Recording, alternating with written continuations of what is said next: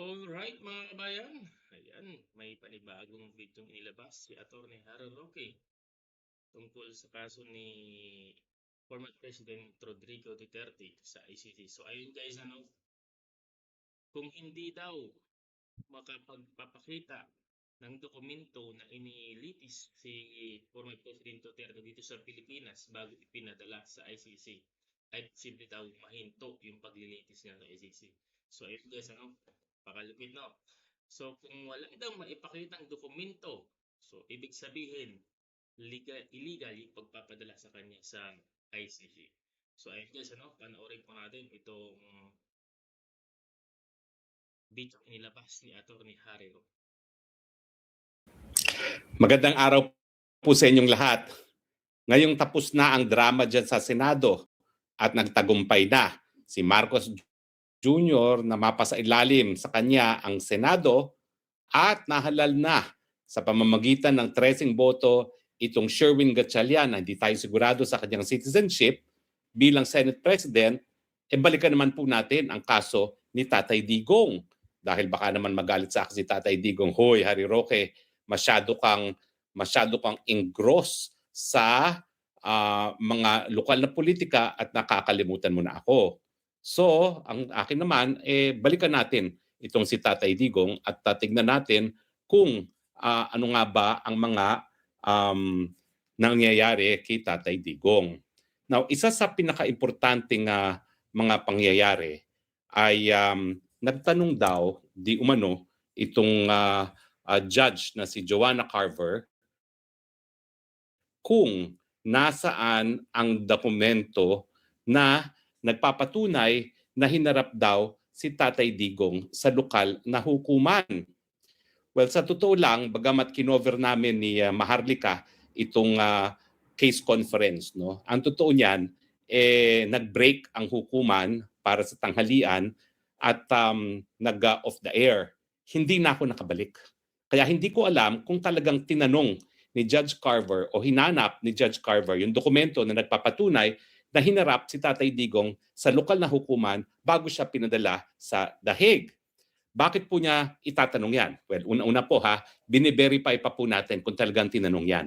In fact, pinakiusapan ko yung isang aking kasama na itatago ko sa pangalan na Pebbles Duque na tignan kung ano nga yung tinanong nitong judge neto, si Joanna Carver, kung talagang tinanong nga niya nasaan ang dokumento na nagpapatunay na hinarap nga si Tatay Digong sa lokal na hukuman. Ano po ang importansya ng kanyang pagtanong kung nasaan yung dokumentong yan? Ito po ay dahil nga po dun sa naririnig nyo na Article 59 ng ICC Rome Statute.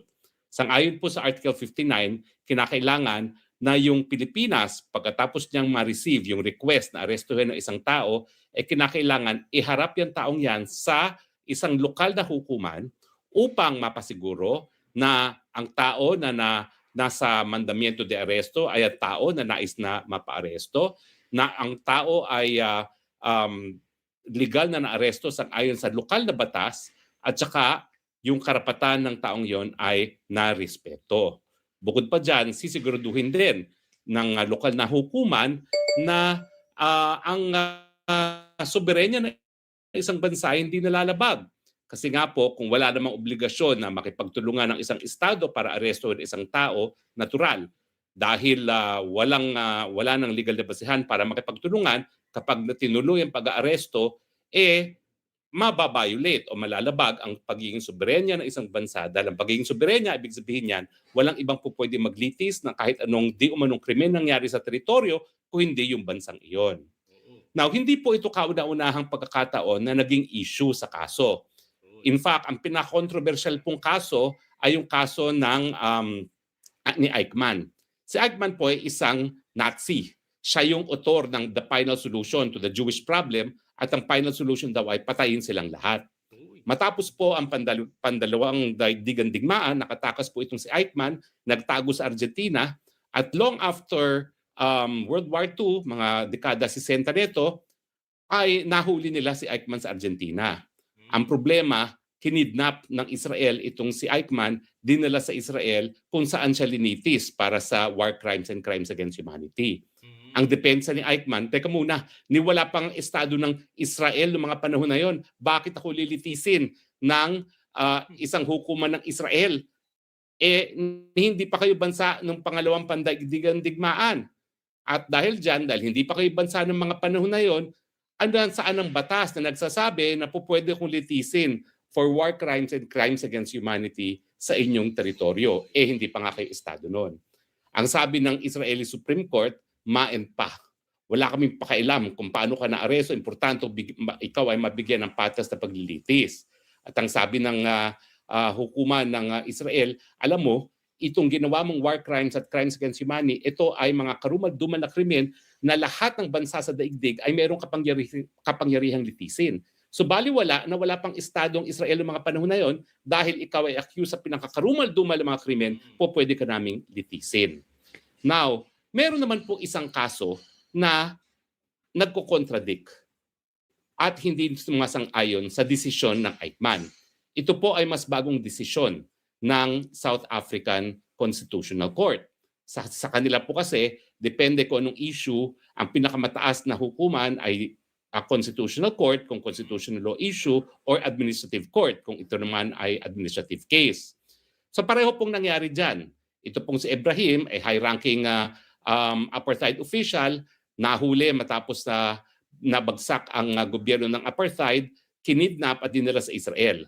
Ang sabi ng Constitutional Court ng South Africa, well, ang tingin namin, kung ang nais mangyari ng Estado ay makapagbigay ng katarungan, kinakailangan kung ang Estado ay pupunta sa hukuman, kinakailangan pumunta siya sa hukuman na malinis sa mga kamay, clean hands doctrine. Pero pag siya ay pupunta sa hukuman na ang ginamit niyang pamamaraan para makuha ang pagkatao ng akusado ay sa pamamagitan ng illegal na pamamaraan, kidnapping, yung Estado hindi nagpupunta sa hukuman with clean hands. At dahil dito, hindi dapat mag-exercise ng jurisdiction ang isang hukuman. Ito po yung kauna-unahang kaso na nagsasabi na dapat kalimutan na natin yung Eichmann na yan dahil ngayon sa development sa karapatan ng pantao, importante na itaguyod natin ang karapatan ng tao bilang garansya sa pagmamalabis ng Estado at hindi po pwede ng Estado para makapagbigay ng katarungan ay pupunta sa hukuman na marumi ang kanyang mga kamay. Now, ito po ay napagdesisyonan na rin o napagtalunan na rin ng iba't ibang mga commentators o mga experts na sumulat ng mga libro tungkol sa ICC Rome Statute. Now, bagamat meron silang pagkakaiba sa kanilang pananaw kung anong epekto ng hindi pagsunod sa Article 59, lahat naman po sila ay nagsasang-ayon na kaya po linagay ang Article 59 ay para po magkaroon ng isang safeguard laban po sa arbitrary na deprivation of liberty at saka para nga po mapangalagaan ang soberenya ng mga bansa.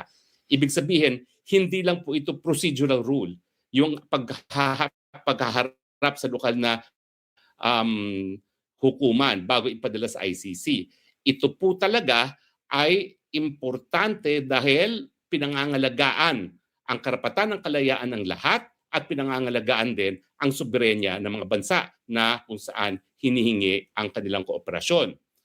Now, gaya ng sinabi ko kanina, may debate po kung ano ang epekto kapag hindi ka sumunod sa Article 59. Yung ilang mga commentators gaya ni Shebas at ni Kasese, sinasabi nila na ang hindi rin pagsunod sa Article 59 ay obligasyon ng mga estado na kabahagi ng ICC at hindi po yan obligasyon ng ICC mismo.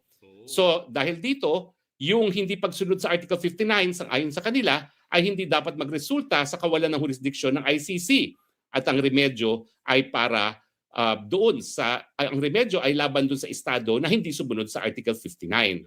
So ito pong desisyon nito o itong view nito ay kumbaga ina-adapt yung Eichmann view na main pa kung paano na aresto, importante na mabigyan ng patas na paglilitis. Now, ang tawag po dyan sa main pa doctrine sa Ingles, hindi main pa. Ang tawag po dyan is, malus detentus, malus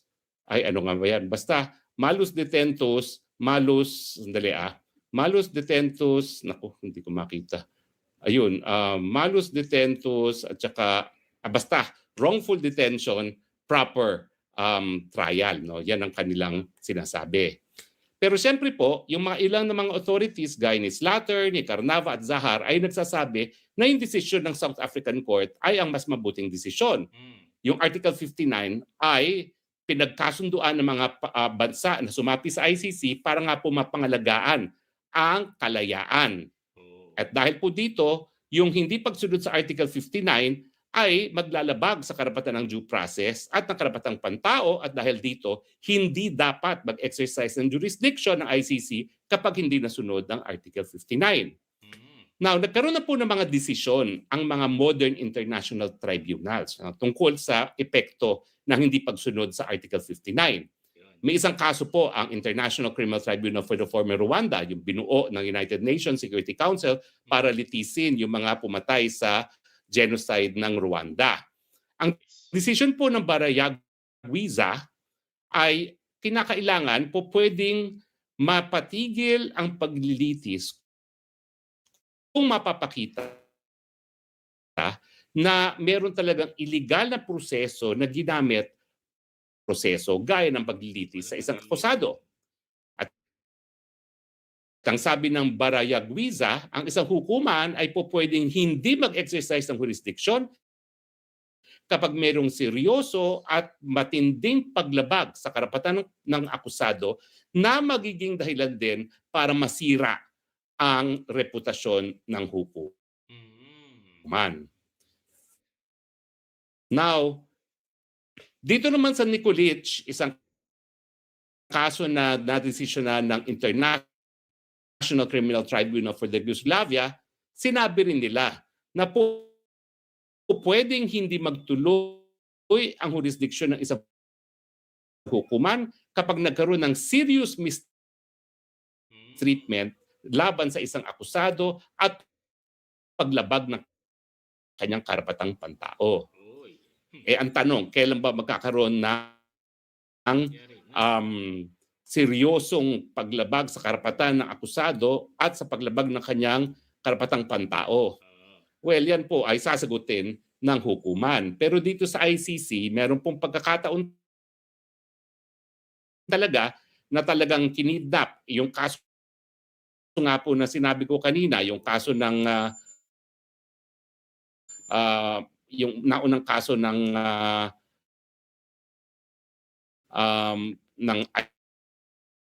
ICTY, yun po, kinidnap po yun galing sa Serbia at dinala sa Bosnia para litisin, no?